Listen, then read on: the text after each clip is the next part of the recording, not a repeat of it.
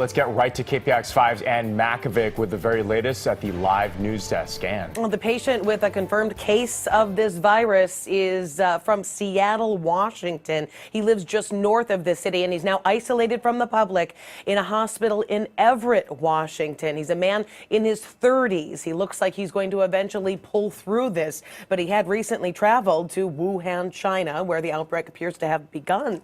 The coronavirus has now killed 6 people and sickened more than 300. It was first identified last month, and today's announcement was the first time the virus was confirmed outside of Asia.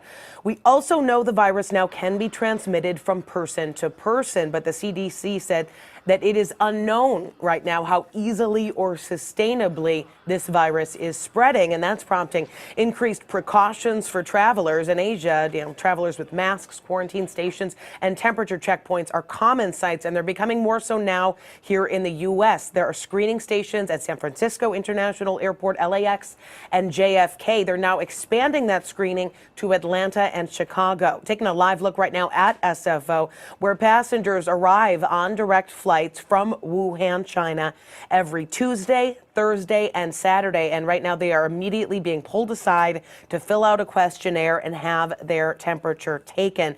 They're not doing that at the airport in Seattle right now, which is where that man eventually went through. We also know that his flight from China was not a direct flight. So he went through 1, 2, possibly 3 other airports on his way to Seattle, but the CDC wasn't able to tell us at this point which one. Again, they say the risk to the public is low, but they do expect more cases here in the U.S. Back to you. There's growing concerns about the dangerous coronavirus from China.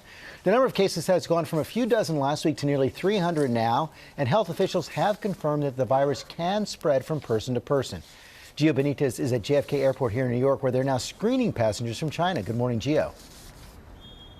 Hey, George, good morning. Yeah, the World Health Organization is holding an emergency meeting tomorrow to talk about this virus as more and more people get sick in Asia. And now we're learning this morning that the number of deaths is also growing. This morning, a major development as U.S. officials work to learn more about the mysterious new coronavirus and keep it out of the country. Now we're learning of new cases indicating that the virus has the potential to spread from human to human, proving that it does not only spread from animals to humans. At least 14 healthcare workers in China have now contracted the virus after treating infected patients. At least 6 people have died, and the number of confirmed cases has quadrupled to nearly 300. And it's not just China. Take a look. Since the virus first appeared in the central Chinese city of Wuhan last month, it has spread into neighboring countries like Japan, Thailand, and South Korea. Back in the States, the CDC screening thousands of passengers arriving from Wuhan at JFK, LAX, and SFO. Officials checking temperatures, looking for symptoms similar to the common cold, flu, or even pneumonia as travelers enter the country. At this train station in Hong Kong, passengers getting screened for the virus right off the train. Our Bob Woodruff speaking to one American tourist at the station who decided to cut his visit short. Is it kind of frightening at all to you that this is starting to spread? Oh yes, of course, that's why I'm going home.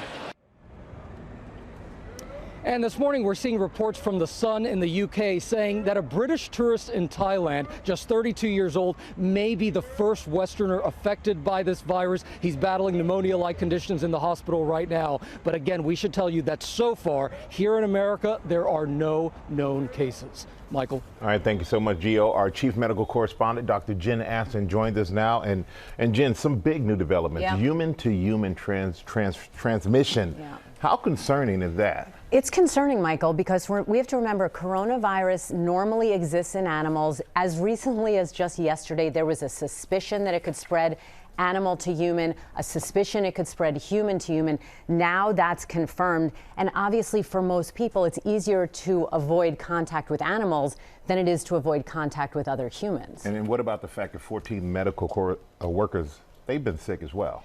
Yeah, you know, that's also significant. According to Chinese reports, all 14 medical workers were taking care of one patient.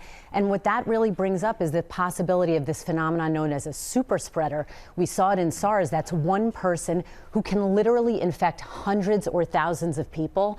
And again, a lot of this is being informed by the experience with SARS, which so far is causing some concern. So how worried should people be here in the U.S.? Listen, we have to emphasize this is a dynamic and evolving situation. U.S. public health officials are still saying that the risk to the U.S. population is low, but we have to be clear. We don't yet know how this virus spreads. We know it can be passed human to human, but we don't know how, and we don't know how severe it is. We're going to be looking for the mortality rate or the death rate with this. I'm sure we'll be talking to you a lot more about Absolutely. this next coming days. Thank you, Doc. You bet. Right. So clearly, brothers and sisters, we are seeing a fulfillment of Matthew 24 and verse 7, which tells us that there would be pestilence right before the second coming of Christ. Here it says that nation shall rise against nation, kingdom against kingdom, and there shall be famines and pestilences. That's diseases, that's outbreaks that will take place, and that's what we're seeing with this coronavirus. Now, for those of you that watched our video where we discussed how to prevent pneumonia, and we addressed veganism that was legislated by the UK judge, in that video, we address how to prevent this coronavirus, which is a pneumonia flu-like virus. So please do check out that video on how to prevent the coronavirus or how to prevent pneumonia. We'll put the link to that video in the description box as well as in the comments section below.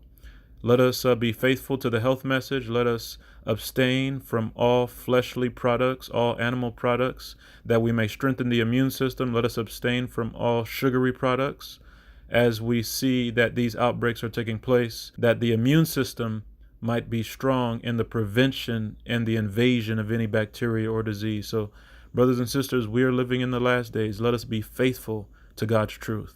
God bless.